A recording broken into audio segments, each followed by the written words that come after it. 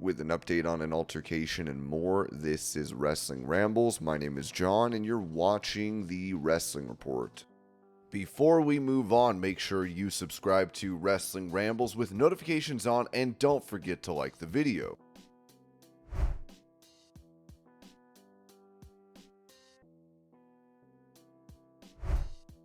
Giving her thoughts on the meeting that took place between Shane McMahon and AEW President Tony Khan, former AEW and current WWE star Jade Cargill told Sportskeeda, I mean, good for them. I feel like I'm focused here at WWE. I'm excited for what we're bringing to the table, but at the end of the day, there's a lot of open opportunities, and I'm not one to sit back and shun on anybody. That's great for him. This means more opportunities for all of us, but I'm more so focused on the WWE bubble and what we got going on here.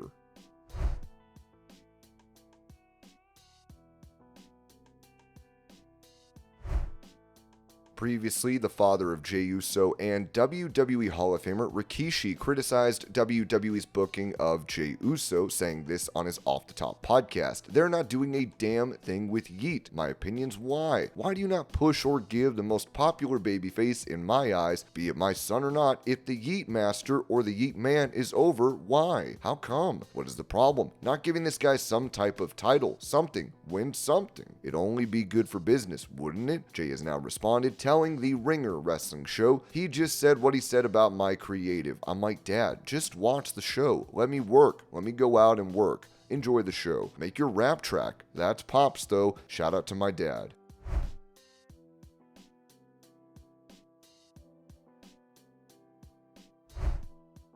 In a dark match following Smackdown, Rey Mysterio, Jey Uso, and Awesome Truth would end up defeating the Judgement Day's Finn Balor, JD McDonough, Damian Priest, and Dominic Mysterio. Here's some clips from the bout.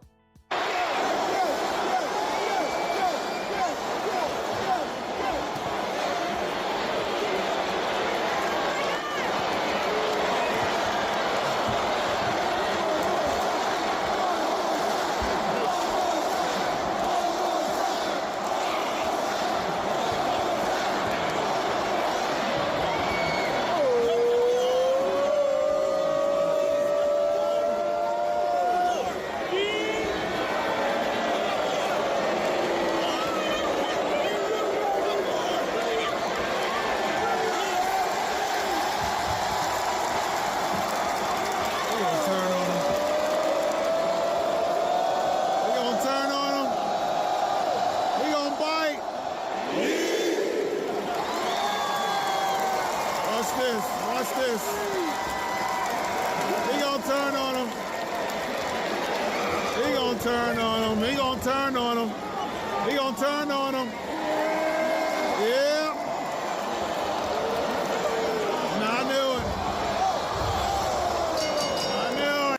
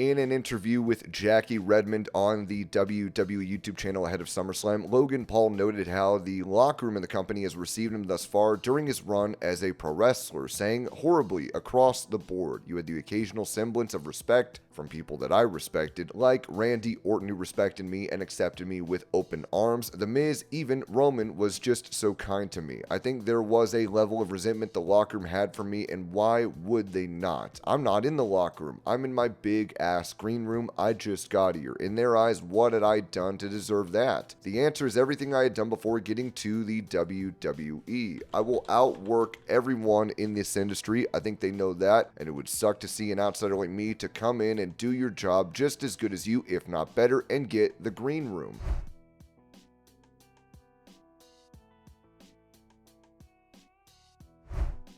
In a funny interaction with a fan, Drew McIntyre would be asked to sign a CM Punk jacket prior to SummerSlam. Fuck CM Punk on there, Drew.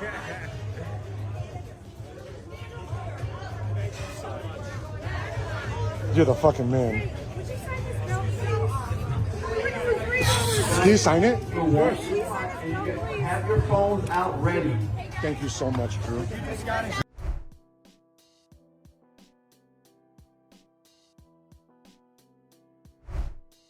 Asked about potentially running for president of the United States, WWE champion Cody Rhodes told Gabby Laspisa, "So it's funny that it's been kind of brought up a bunch lately because as shocking as this might seem to people, both, we live in a society where it's really like you got your Democratic Party, you got your Republican Party, so few get to fall in the moderate range anymore, even though so many of us have a moderate mindset. But I actually got approached by, I won't say people directly, but I got approached by individuals from both parties about potentially running for an office in Georgia. That's probably as far as I can say, but it's something that was really genuinely appealing. Here's what's appealing to me. Politics is policy. Policy is one thing to me, but the idea that you can take your sphere of influence, whatever, this modicum of fame that wrestling and sports entertainment gave me to help people, seems like the greatest gift. Again, I don't know if it's something, depending on how long I stay in this game. I don't want to outstay my welcome, but that's something that's become very appealing, especially when presented to me the possibilities that could come."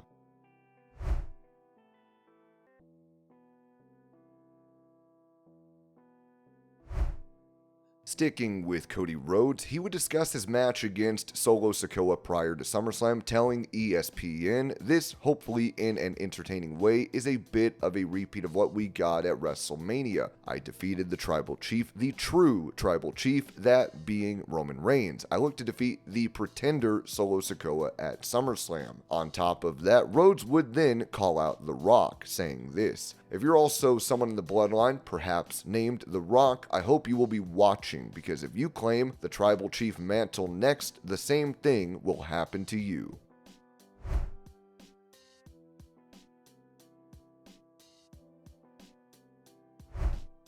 At a recent GCW event, Matt Cardona would try to get Matt Hardy to not face Nick Gage. Here's the clip. Odds in the world. Matt Cardona. Who booked this shit? It certainly wasn't me, the general manager.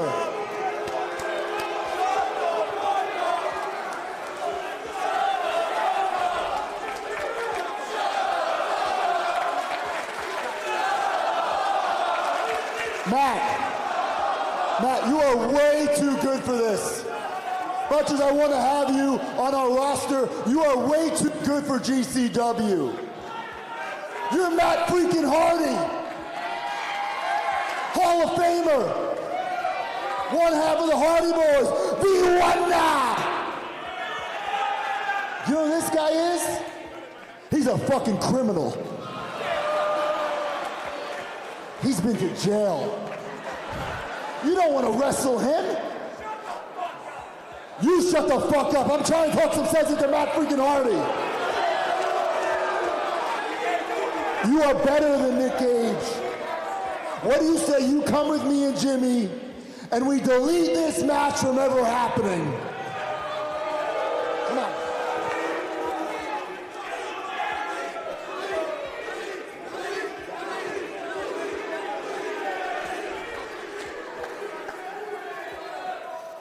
You know, I know one of your points, you said Nick Gage has been to jail. I've been to jail too, actually. Just for the record.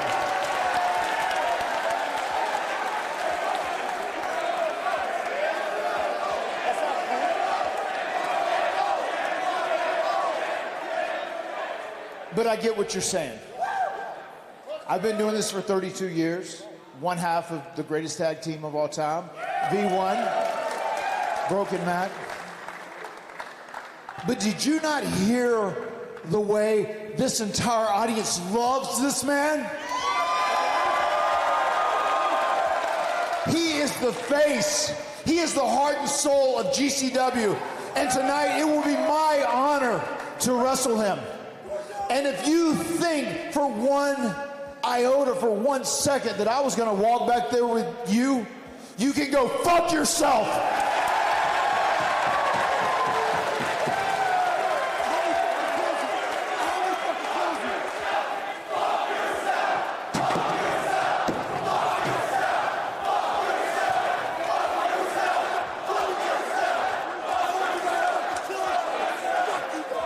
Now Matt Hardy eager. Cardona then said this on X. Tonight at GCW, I announced my long-awaited return to the ring. Also, Jimmy Lloyd and I tried to stop Matt Hardy from wrestling Nick Gage. We were trying to make sure Matt wasn't necessarily injured by that criminal. Instead, both Jimmy and I were viciously attacked by Matt Hardy and Nick Gage. Matt hit me with a twist of fate and possibly retore my surgically repaired pectoral muscle. Matt and Nick then had the audacity to challenge Jimmy and I to a match at the next GCW Premium Live event, Homecoming, on August 25th.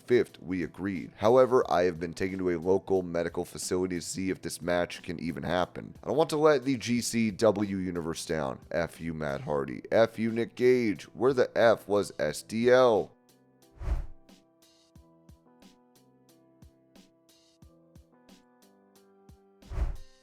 Touching on the success of TNA Wrestling's recent event, Ringside News noted that TNA Wrestling held their Slammiversary event on July 20th, and the show concluded with several significant developments. Notably, Nick Nemeth captured the TNA World title, marking major achievement for the former Dolph Ziggler. With the event in the rear-view mirror, we have a clearer picture of the pay-per-view buys. According to the Wrestling Observer newsletter, the Week 2 update for TNA Slammiversary shows 4,000 buys, representing a 260.9% increase compared to Rebellion at the same time, which had around 1,100 buys. TNA Rebellion 2024 took place on April 20th, 2024 at the Palms Casino Resort in Paradise, Nevada. This indicates that the WWE crossover had a substantial impact. WWE's NXT brand and TNA Wrestling have been sharing some talent in recent memory. Jordan Grace, Joe Hendry, Ash by Elegance, and the Rascals have all made appearances in NXT. The Black and Gold brand has also sent a few of their stars to TNA Wrestling, including No Quarter Catch Crew and Wes Lee. The estimated total for the Slammiversary event is currently 13,000, with expectations for further growth in the next 2 weeks. Although this figure does not match January 13th's Hard to Kill pay-per-view, it is still considered a success. The TNA pay-per-view audience represents a small fraction of those who watch other wrestling promotions. However, there is notable crossover among TNA buyers themselves. Since many WWE viewers use Peacock, it is unclear how many TNA viewers also watch WWE pay-per-views. For AEW, about 27% of Slammiversary buyers also purchased Forbidden Door, highlighting a significant overlap.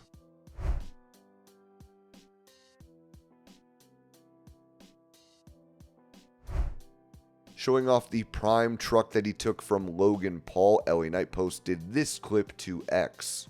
I'm gonna tell you what, you talk about SummerSlam being tomorrow night. Here's the deal. Tomorrow, I'm gonna take the US title, but as collateral tonight, we'll joyride in this beauty. We're gonna have a good one. I hit all the speed bumps, might ding it a couple times, don't worry about it. We'll have it back to you in just wonderful condition. Logan, tomorrow night, US title reign ends. And all hail the new champ, with everybody saying, L.A. Knight, yeah!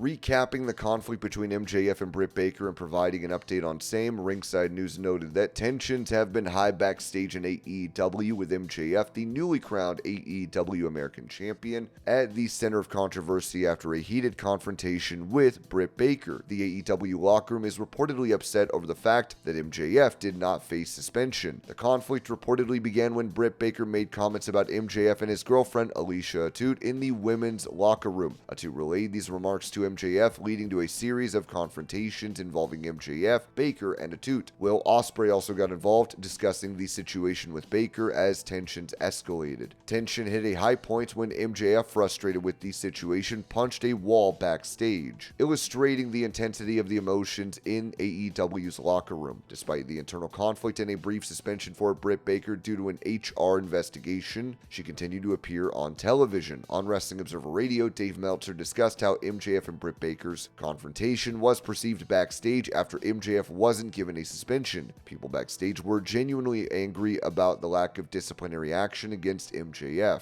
There was an investigation and she was suspended and he was not. There are people, there are people who were mad about that. It was independent. I don't think Tony Khan was involved. The decision not to suspend MJF has raised questions about the consistency and fairness of disciplinary actions within AEW. Fans and industry insiders alike are calling for more professionalism and a better backstage environment in AEW.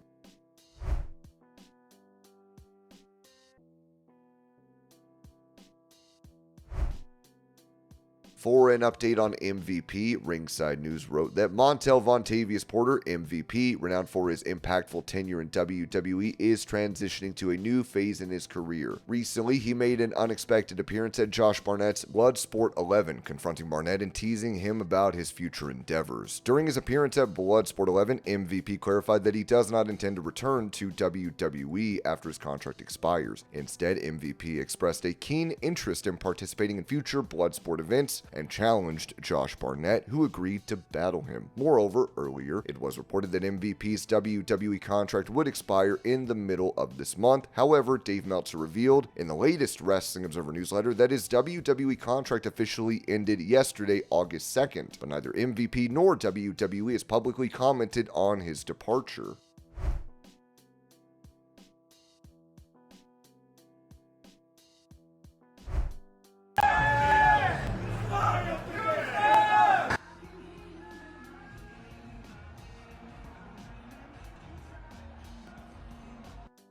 And this was your pro wrestling news update. I hope you're all having a great day. Thank you so much for watching, and I will see y'all later.